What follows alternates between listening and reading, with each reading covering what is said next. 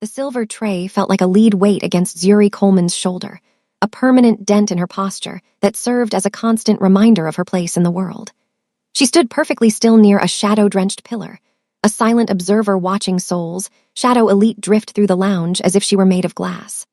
Above her, massive crystal installations hung from the ceiling, washing the room in a cold, diamond light that made the guests' Patek Philippe's flash like warning signals.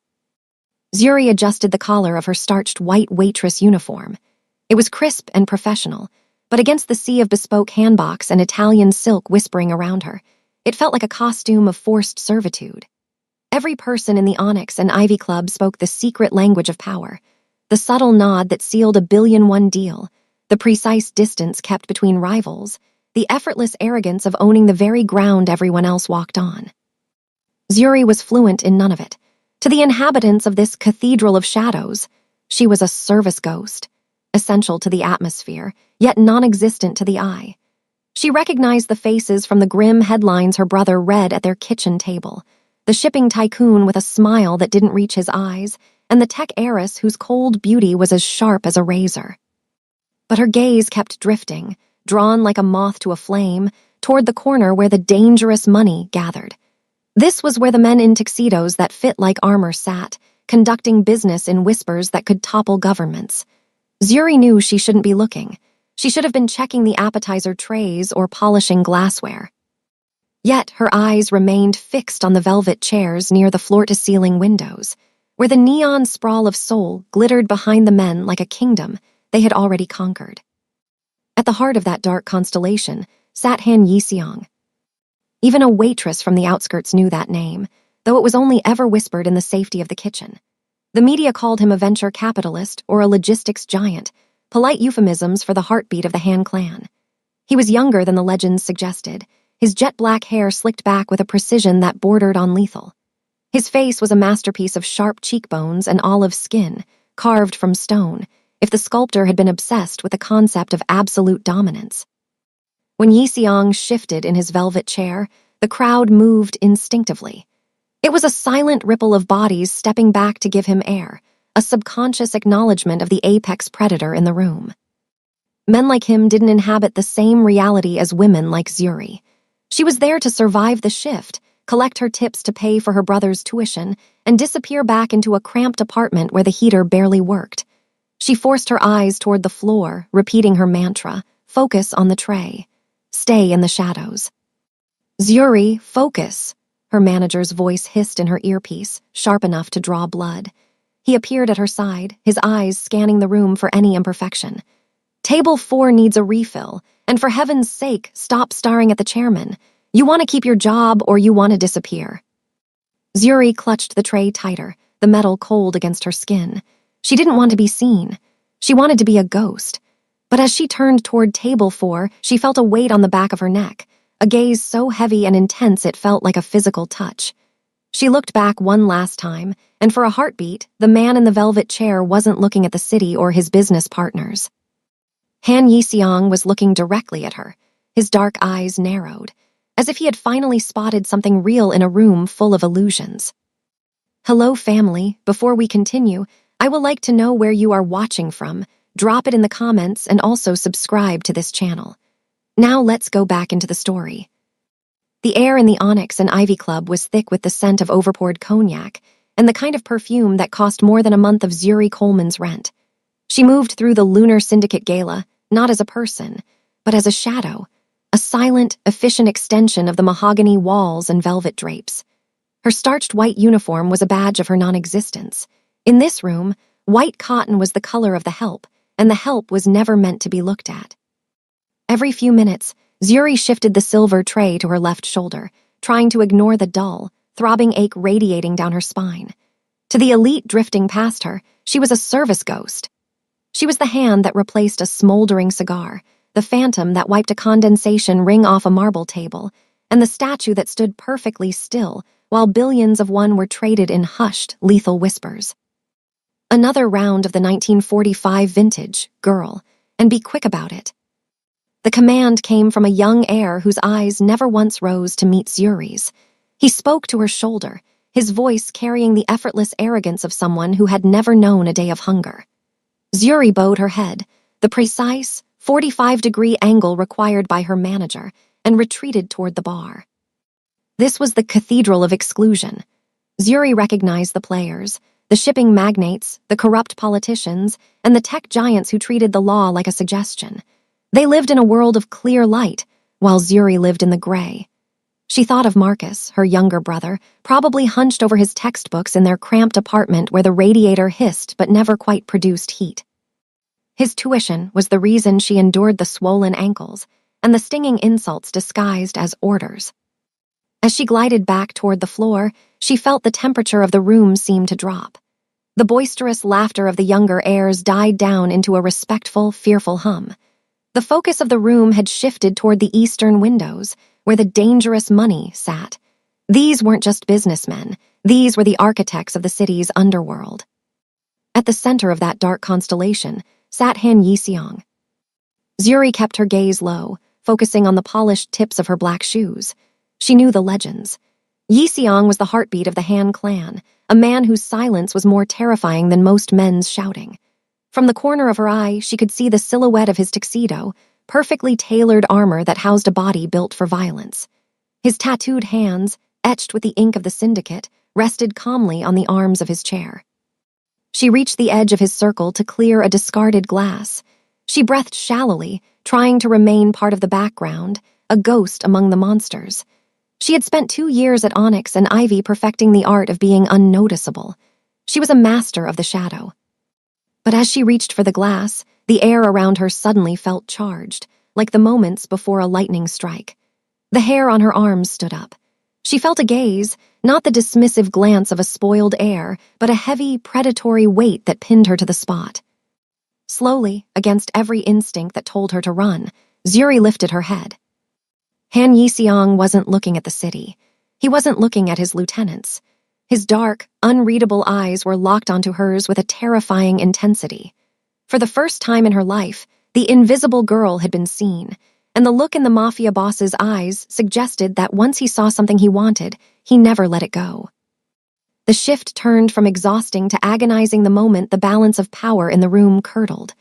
Zuri moved toward the center of the lounge, her boots silent on the plush carpet, her mind already calculating the hours left until she could shed this uniform. She didn't notice the sway of the drunk air until it was too late.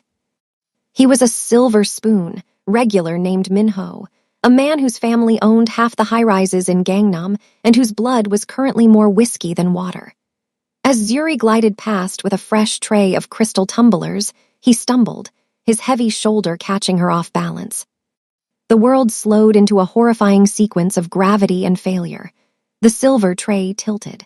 The glasses slid, a high-pitched screech of crystal against metal, before they shattered against the floor in a spray of glittering shards.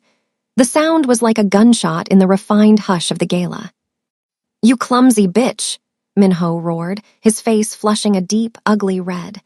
He didn't look at the mess. He looked at the girl who had dared to be in his way. Zuri dropped to her knees instinctively, her fingers frantic as she tried to gather the larger pieces of glass. "I'm so sorry, sir. It was an accident." "An accident?" he sneered, stepping into her space, his expensive Italian loafers crunching on the shards. He looked around at his friends, seeking an audience for his cruelty. "You've ruined my shoes. Do you have any idea what these cost? More than your life is worth." "I'm sure."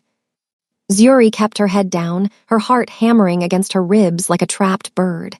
She could feel the heat of 100 judgmental eyes on her. To them, this wasn't a tragedy. It was entertainment. She was the service ghost who had finally malfunctioned. "Clean it," Minho commanded, his voice dropping to a low, dangerous hiss. "And then stay there. I need a footrest, and you seem perfectly suited for the job." A few people in the crowd chuckled, a light, tinkling sound that felt like ice water down Zuri's spine. She felt the first sting of a glass cut on her thumb, a bead of crimson blooming against the white of her apron. She was trapped in the cathedral of exclusion, and the high priest was demanding a sacrifice of her dignity. "I said, clean it," Minho repeated, raising his hand as if to strike her. But the blow never landed. The air in the room didn't just chill, it froze. A heavy, rhythmic footfall echoed across the marble, the sound of perfectly tailored armor in motion. The crowd parted like a sea of silk and satin, the laughter dying in throats as if choked out by an invisible hand. Han Yixiong didn't run. He didn't shout. He simply arrived. He stepped into the circle of light, his presence so massive it seemed to swallow the room's oxygen. He didn't look at Minho. He looked down at Zuri, who was still trembling on the floor, the blood from her thumbs staining her white cuff. "Stand up," Yixiong said. His voice wasn't loud, but it carried the vibration of a landslide. It was an order that brooked no hesitation. Zuri looked up, her eyes wide and wet with unshed tears. She saw the dragon tattoo on his neck pulse as he clenched his jaw. With a shaky breath, she stood, her simple waitress uniform stark and ruined amidst the shattered crystal. Minho's bravado evaporated instantly. "Chairman Han! She was in the way. She's just a waitress." Yixiong finally turned his gaze to the air. It was the look of a man deciding whether a bug was worth the effort of crushing. "She is in my way now," Yixiong remarked, his voice smooth and terrifyingly calm. "And you are making a scene in my club." Before Zuri could process the movement, Yixiong's tattooed hand reached out. His fingers, etched with the ink of the Han clan, wrapped firmly around her waist. The contact was a shock of high-voltage heat. He didn't just touch her, he claimed her. In one fluid, dominant motion, he pulled Zuri toward the velvet chair he had just vacated. The crowd gasped, a collective intake of breath that sounded like a gale wind. "Everyone is looking for a show tonight," Yixiong announced to the room, his eyes scanning the elite with a look of pure, unadulterated possession.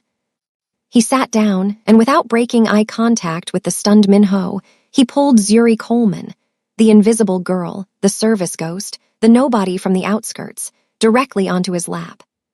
The "everyone froze" moment wasn't a metaphor. Champagne flutes remained suspended midair. Conversations died mid-sentence. The hierarchy of soul had just been set on fire. Zuri's body was rigid, her heart thundering so loud she was sure he could feel it against his chest. She was caught between fear and a sudden, inexplicable pull toward the man whose ink-stained hands now rested firmly on her thigh. "You're not leaving this spot tonight," Yixiong whispered near her ear, his breath warm against her skin. "From now on, the only person you serve is me." The sleek, armored silhouette of the black sedan looked like a predatory shark cruising through the shallow, murky waters of Zuri's neighborhood. Here, the neon lights of Gangnam were replaced by flickering fluorescent tubes and the smell of charcoal soot and cheap street food. The car slowed to a crawl, navigating narrow alleys where the brick walls were crumbling and the shadows felt thick enough to touch. Inside the car, the silence was heavy.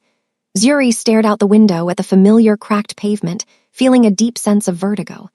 Less than an hour ago, she had been a service ghost on the floor of the most exclusive club in the country. Now, the man who had set the city on fire by pulling her onto his lap was sitting inches away from her in the back of a vehicle that cost more than her entire street. "Is this where you live?" Yixiong's voice was low, vibrating through the leather upholstery. He wasn't looking at the crumbling buildings with disgust. He was observing them with the cold, analytical eye of a man looking at a map. "It's not the plaza," Zuri replied, her voice sounding small even to her own ears. She clutched her ruined waitress apron in her lap, her fingers still stained with the copper tang of her own blood. The car stopped in front of a fourth-floor walk-up where the stairs groaned under the weight of even a child. Yixiong didn't wait for his driver.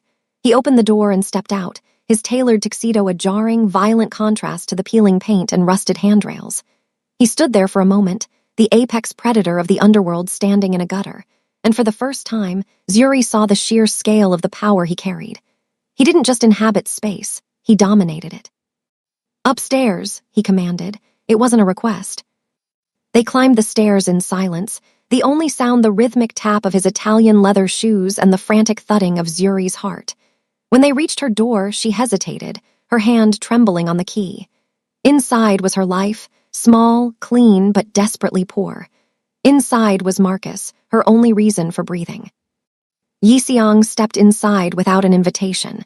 He scanned the room, his gaze lingering on the stacks of textbooks on the small kitchen table and the radiator that was currently dead and cold. He walked over to the table and picked up a tuition notice for the Seoul Institute of Technology. It was stamped in red. Final notice.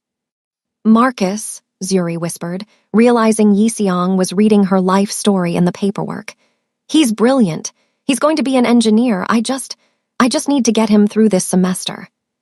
Yiseong turned, the light from the single overhead bulb catching the sharp angles of his face. He looked like a masterpiece of cruelty and grace. He pulled a leather-bound checkbook from the inner pocket of his jacket, the movement slow and deliberate. You need 6 million won for the tuition, he stated, and another 4 for the back rent and the heater. Zuri's breath hitched. I can work extra shifts, I can. You can't, Yiseong interrupted, stepping into her personal space until she was backed against the cold kitchen counter. You're done at Onyx and Ivy. You became a liability the moment you sat on my lap. No manager in this city will touch you now, either because they fear me or they fear the people who want to kill me. He scribbled a number on the check, a number that didn't just pay the tuition, but wiped every debt she had ever known. He held it out, pinned between 2 tattooed fingers. The price of your soul is remarkably low, Zuri, he murmured, his dark eyes locking onto hers. I am offering you a new contract, 6 weeks. You will be my private interest. You will wear the silk I buy you, you will eat the food I provide, and you will stand by my side at every gala, every board meeting, and every syndicate summit. A shield, Zuri realized, her voice shaky. You want them to look at me instead of your business. I want them to think I have a weakness, Yiseong corrected, his voice dropping to a low, dangerous rumble. The Park family is pushing for a marriage alliance that would cage me. If they think I've lost my mind over a girl from the outskirts, they'll hesitate. They'll look for a way to use you against me, and while they are looking at you, I will be moving my pieces to destroy them. Zuri looked at the check. It was a lifeline. It was a way out for Marcus. But as she looked at Yiseong's ink-stained hands, she knew it was also a golden cage. Why me? She asked again, the question from the car still haunting her. Yiseong leaned in, his face inches from hers, his scent, sandalwood and expensive tobacco, enveloping her. Because everyone else in that room was a lie, Zuri. You were the only thing that was real. And in my world, the only thing more dangerous than a lie is the truth. He pressed the check into her hand, his thumb lingering over her palm, his touch like a branding iron. Tomorrow, a car will arrive at dawn. Pack your things. You don't live in the gray anymore. You belong to the Han clan. As he walked out, leaving the smell of power and danger in her small kitchen, Zuri looked at the check. She had saved her brother, but as the door clicked shut, she realized she had just stepped out of the shadows and directly into the heart of a war. The sunrise over Seoul was a bruised purple, a jagged line of light cutting through the smog as the black sedan pulled away from the curb. Zuri sat in the back. Her fingers white-knuckled around the handle of a single, battered suitcase. She didn't look back at the 4th-floor walk-up. She couldn't. If she saw Marcus waving from the window, she might jump out of the moving car. She had traded her presence for his future, a transaction signed in ink and sealed with the weight of Han Yiseong's gaze. As the car climbed the winding roads of Bukhansan, the city fell away, replaced by high stone walls and the dense, dark green of the mountain forest. This wasn't just a neighborhood, it was a fortress. When the iron gates of the Han compound groaned open, Zuri felt a cold shiver of finality. The dragon's lair was a sprawling estate of black slate and glass, a masterpiece of modern architecture that seemed to grow out of the jagged rock itself. It was beautiful, sterile, and terrifying. We've arrived, Miss Coleman, the driver said, his voice as neutral as the gray interior of the car. Zuri stepped out into the crisp mountain air, her breath hitching. Armed men in dark suits stood at every perimeter, their eyes scanning the forest with a vigilance that suggested they weren't just guards, they were soldiers. She felt smaller than she ever had at Onyx and Ivy. There, she was a ghost among the rich. Here, she was a rabbit in a wolf's den. The front doors swung open before she could reach for the handle. The interior was a cathedral of silence, floors of polished obsidian reflecting the high, vaulted ceilings. At the center of the great hall, framed by a massive window that overlooked the sprawling city below, stood Han Yiseong. He had traded his tuxedo for a charcoal silk robe, his posture relaxed but radiating a predatory stillness. As Zuri approached, her footsteps echoing too loudly on the obsidian. He turned. The morning light hit him at a sharp angle, revealing the details the dim club lighting had hidden. "You're early," he remarked, his voice a low vibration that seemed to hum in the very floorboards. "I didn't think it was the kind of appointment I should be late for," Zuri replied, trying to keep her voice steady despite the way her heart hammered against her ribs. Yixiang walked toward her, his movements fluid and silent. He stopped inches away, invading her personal space until the scent of sandalwood and old wood smoke enveloped her. He reached out, his tattooed hand hovering near her face before his fingers hooked under her chin, tilting her head back. "You look tired," he murmured, his thumb brushing the dark circles beneath her eyes. "This world is heavy, Zuri. You'll need to learn how to carry it." As he moved, the collar of his silk robe shifted, slipping just enough to expose the base of his neck. Zuri's breath caught in her throat. There, etched into his skin in deep, dark ink, was the dragon. It wasn't just a tattoo, it was a masterpiece of violence. The dragon's tail coiled around his collarbone, its claws digging into his shoulder, and its head rested right over his carotid artery. As Yixiang spoke, the dragon seemed to come alive. With every pulse of his heavy heartbeat, the ink shifted, the dragon's neck expanding and contracting as if it were breathing. It was a rhythmic, hypnotic movement, the pulse of the Han clan's power visible on his very skin. Zuri stared at it, mesmerized and horrified, realizing that this man didn't just lead the syndicate, he was the syndicate. "What are you looking at?" he asked, his voice dropping an octave, becoming a dangerous rumble. "The dragon," Zuri whispered, her eyes still locked on the pulsing ink. It looks like it's breathing." Yixiang's expression didn't change, but his eyes darkened, a flicker of something raw and possessive sparking in their depths. He leaned in closer, his lips hovering near her ear, his hand sliding from her chin to the back of her neck, his palm warm against her skin. "It breathes when I breathe," he said, his breath ghosting over her ear. "And it hungers when I hunger. Remember that, Zuri. In this house there are no scripts. There is only what I allow." He pulled back, his gaze sweeping over her with a terrifying intensity. "My housekeeper will show you to your quarters. You'll find a wardrobe waiting for you. The waitress is dead. Tonight, the city meets my new obsession." As he walked away, the dragon on his neck pulsing one last time before it disappeared beneath the silk, Zuri realized she hadn't just moved into a mansion. She had entered a cage where the bars were made of ink, and the lock was held by a man who didn't know how to let go. The transition from the waitress Zuri to the private interest of the Han clan began in a dressing room that felt more like a gallery of armor.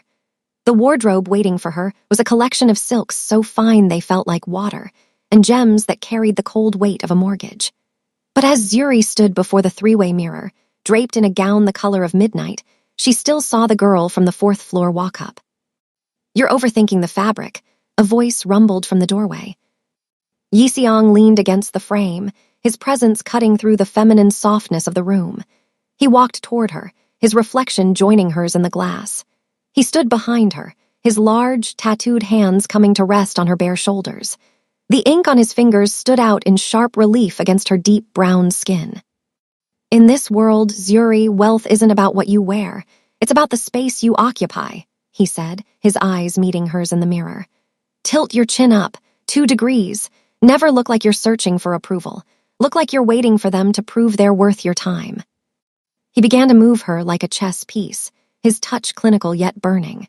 He taught her the language of silence, the way to hold a crystal glass so the light hit the family crest, the way to walk into a room as if she owned the air people were breathing, and the exact pressure of a gaze that could wither a rival without a single word being spoken. "The elite are like predators," Yixiang whispered, his chest pressing against her back as he adjusted her posture. "They smell hesitation. They feast on those who look like they don't belong.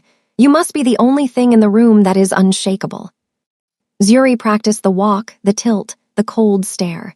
She mimicked the cathedral of exclusion she had watched for years from the sidelines. She became a perfect, silent sculpture of high society. But as the hours passed, the weight of the performance began to suffocate her. "Is this what you want?" Zuri asked suddenly, her voice cracking the polished silence of the room. She turned in his arms, her eyes flashing with a spark of the old Zuri. A puppet who knows which fork to use and how to look down her nose at people. You're paying for a lie, Yiseong. But I'm not a lie. I'm the girl who had to scrub the floors of the club you own. Yiseong went still. The dragon on his neck seemed to pulse, the ink shifting with the sudden tension in his frame. He looked down at her, his unreadable expression finally fracturing. The elite speak in codes because they have nothing real to say, he said, his voice dropping to a low, gravelly hum. He reached out not to adjust her dress but to cup her face, his thumb tracing the fullness of her lower lip. I am surrounded by people who have mastered the language of wealth. They are boring. They are predictable. He leaned in closer, his forehead resting against hers. I taught you those tricks so they won't hurt you, so they won't see the waitress and think you are easy prey, but don't ever mistake the performance for the person. He pulled back just enough to look into her expressive, wide eyes.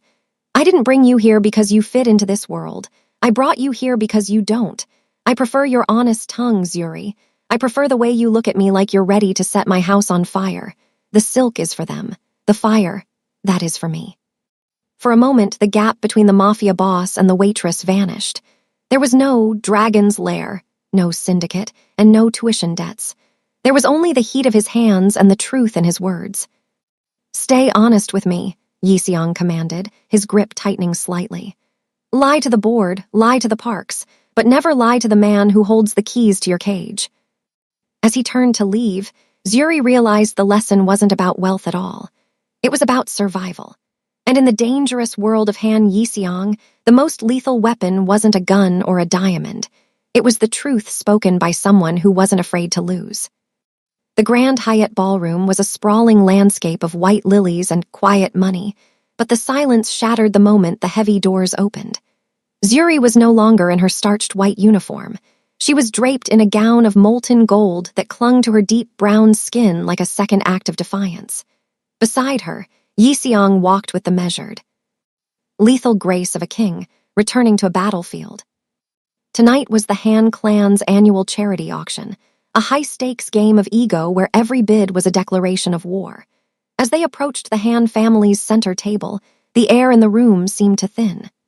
Zuri instinctively slowed her pace, her muscle memory from years of service telling her to step back, to find her place in the shadows behind his chair. She reached for the back of his seat, preparing to stand as his silent, decorative accessory. But before she could settle into the role of a ghost, Yiseong's hand shot out. His tattooed fingers caught her wrist with a grip that was firm, warm, and utterly undeniable. What are you doing, Zuri? He murmured, his voice a low vibration that didn't carry past the circle of their immediate space. I'm standing where I belong, she whispered, her eyes darting to the neighboring table, where the Park family sat watching them with predatory interest. I'm the assistant, remember? I stay behind the line. Yiseong's dark eyes flashed with a sudden, sharp intensity. The dragon tattoo on his neck pulsed, the ink shifting against his collar as he tugged her forward. He didn't just move her, he dismantled her internal hierarchy. The line moved the night I touched you, he said, his voice dropping to a dangerous rumble. He didn't pull out the chair behind him. He kicked out the heavy, velvet-cushioned chair directly beside his own, the seat reserved for a wife or an equal partner. The elite guests froze, their champagne flutes suspended midair. To the Han board, this was a scandal. To the Park Syndicate, it was a declaration of a fatal weakness. Sit, he commanded.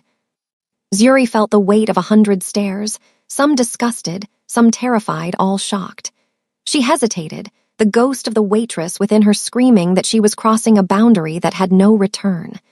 Yiseong leaned in, his scent of sandalwood and cold mountain air enveloping her. You aren't here to serve them, Zuri. You're here to make them realize that I don't give a damn about their rules. When she finally sat, the silk of her dress rustling against the velvet, Yiseong didn't turn to the auctioneer. He leaned back, his posture radiating a terrifying ease, and placed his tattooed hand firmly on her thigh. It was a public branding, a display of public possession that told every shark in the room exactly where his priorities lay. The auction began, but no one was looking at the art. They were looking at the black woman from the outskirts sitting at the head of the underworld's table. You're making them hate me, Zuri whispered, her hand trembling as she reached for her water glass. Yixiang didn't look away from the stage, but his grip on her leg tightened, a grounding pressure that demanded she stay present. "Let them hate you," he replied, a predatory smile playing on his lips. "It means they're afraid of you, and in this room, Zuri, fear is the only currency that doesn't devalue." As the bidding climbed into the millions, Zuri realized she wasn't just sitting at a table. She was sitting on a throne of glass, and Yixiang was the only thing keeping it from shattering beneath her. For the first time, she didn't feel like a ghost. She felt like a storm, and the man beside her was the lightning. The high of the auction was short-lived, replaced by the chilling reality of the war Zuri had inherited. 2 days later, a delivery arrived at the Han estate, not for Yixiang, but for her. It was a vintage mahogany box, smelling faintly of funeral lilies. Inside lay a single, starched white waitress apron, identical to the one she had worn at Onyx and Ivy, but this one was shredded to ribbons and soaked in deep, synthetic crimson. Tucked into the ruined fabric was a card with a single sentence in elegant calligraphy. "A ghost should stay in the shadows before it is laid to rest." Zuri was still staring at the box, her breath coming in shallow, jagged gasps, when the heavy doors of the study swung open. Yixiang walked in, the cold mountain air still clinging to his black overcoat. He took one look at her pale face and the box on the table, and the temperature in the room seemed to plummet. "Zuri," he said, his voice a low, warning vibration. He crossed the room in 3 strides. He didn't look at the box first. He looked at her, his hands coming up to cup her face, checking for physical harm with a frantic intensity he couldn't quite mask. When he finally turned his gaze to the shredded apron, the icy courtesy he maintained for the world vanished. The dragon on his neck didn't just pulse, it seemed to writhe. The ink darkened, the dragon's head straining against the pulse of his carotid artery as his jaw tightened to the point of snapping. "Chairman Park," Yixiang hissed, the name sounding like a curse. "He thinks he can play with what is mine." "Yixiang, I knew this was dangerous," Zuri whispered, her voice trembling. "But seeing this, it makes it real. They aren't going after your business, they're going after me." The transformation in him was instantaneous. The refined, calculated businessman disappeared, replaced by something ancient and predatory. He didn't pull away. Instead, he pulled her flush against his chest, his arms wrapping around her with a feral possessiveness that was almost suffocating. One hand was buried in her hair, holding her head against his heartbeat, while the other rested on the small of her back, pinning her to him. "You are not a distraction anymore, Zuri," he growled into her hair, his voice vibrating with a raw, terrifying promise of violence. "You are the center of my world. If they touch a single hair on your head, I will not just start a war. I will burn the city until there is nothing left but ash and the memory of what they dared to take."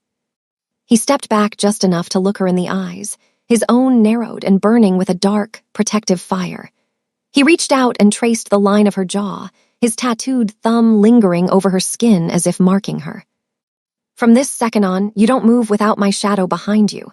You don't eat, you don't sleep, you don't breathe unless I know you are safe," he commanded. The deal, the 6 weeks, the money, it all felt irrelevant now. He wasn't talking like a man who had hired a shield. He was talking like a man who had found his soul and was ready to kill anyone who looked at it the wrong way. "Let them send their messages," Yixiang whispered, his lips grazing her forehead. "They'll soon realize that the only thing more dangerous than the Han clan is the man who has something to lose." As he turned to bark orders to his security detail, Zuri saw the dragon on his neck pulsing with a new, violent rhythm. The game had changed. The coded threat had backfired, turning the cold Mafia boss into a feral protector who would stop at nothing to keep her in his light. The scent of salt and rotting wood hung heavy over the Incheon docks, a stark, brutal contrast to the clinical luxury of the Han estate. Zuri sat in the center of an empty warehouse, her hands zip-tied to a rusted chair, the moonlight cutting through the jagged holes in the corrugated metal roof. She wasn't a service ghost anymore. She was a beacon for a war she hadn't started. Chairman Park emerged from the shadows, his face an old, wrinkled map of malice. He didn't look like a businessman tonight, he looked like a butcher. He gripped Zuri's chin with cold, skeletal fingers, forcing her to look at the dark water outside. "He's coming for you," Park rasped, a thin smile stretching his lips. "I've spent 30 years looking for Han Yixiang's price. I never thought it would be a waitress from the slums." "He won't come for a contract," Zuri spat, though her voice wavered. "Oh, child, this stopped being about a contract the moment he put you at his table," Park laughed. "He didn't hire a shield. He built a cage to keep his only treasure inside." The heavy steel doors of the warehouse suddenly groaned, the sound of metal screaming against metal. The silence that followed was more terrifying than the noise. Then came the footsteps, steady, rhythmic, and heavy. Yixiong stepped into the moonlight. He wasn't wearing a tuxedo or a silk robe. He wore a black tactical jacket, his sleeves rolled up to reveal the dark ink crawling down his forearms. His face was a mask of cold, concentrated fury, but it was the dragon on his neck that caught the light. The ink seemed to glow, pulsing with a violent, jagged rhythm that matched his heavy breathing. "Let her go, Park," Yixiong said. The words weren't a request, they were a death sentence. "You're losing your edge, Yixiong," Park taunted, pulling a blade from his pocket and resting the cold steel against Zuri's throat. "All this for a girl? The board thinks you've gone soft. They think the $60,000 was a business expense, but we all know the truth." Zuri's heart froze. The $60,000. She whispered, looking at Yixiong. Yixiong didn't blink. He kept his eyes locked on Park, but his voice softened just a fraction when he spoke to her. "The contract was a lie, Zuri, from the very first night at the gala." As his men moved into the shadows to flank Park's guards, Yixiong took a step forward, ignoring the guns leveled at his chest. "I didn't need a fake girlfriend to stop a marriage. I'm the head of the Han clan. I do what I want. I made up the deal because I knew the Parks were already moving. I knew they'd target anyone I showed interest in." The realization hit Zuri like a physical blow. The fake arrangement, the 6-week timeline, the business-like check, it had all been a ruse to justify bringing her behind his walls. He hadn't bought her services, he had bought her safety. He had created a script because he knew she was too proud to accept his protection for free. "You used the contract to keep me close enough to guard," Zuri realized, her eyes stinging. "I used it because I didn't know how else to keep you without scaring you away," Yixiong admitted, his voice a low growl of raw honesty. "But the contract is over." In a blur of motion that defied the eye, Yixiong moved. A single shot rang out from his silencer, catching the hand that held the blade to Zuri's throat. As the warehouse erupted into chaos, the rhythmic thunder of gunfire and the shouts of men, Yixiong was a whirlwind of lethal precision. He didn't go for Park, he went for her. He reached the chair in seconds, his knife slicing through the zip ties with a single, desperate stroke. He didn't pull her to her feet, he pulled her into his arms, his body a shield against the world. He buried his face in the crook of her neck, his breathing ragged, the dragon on his skin pulsing frantically against her collarbone. "I've got you," he hissed, his grip so tight it was almost painful. "I've got you, no more scripts, no more lies."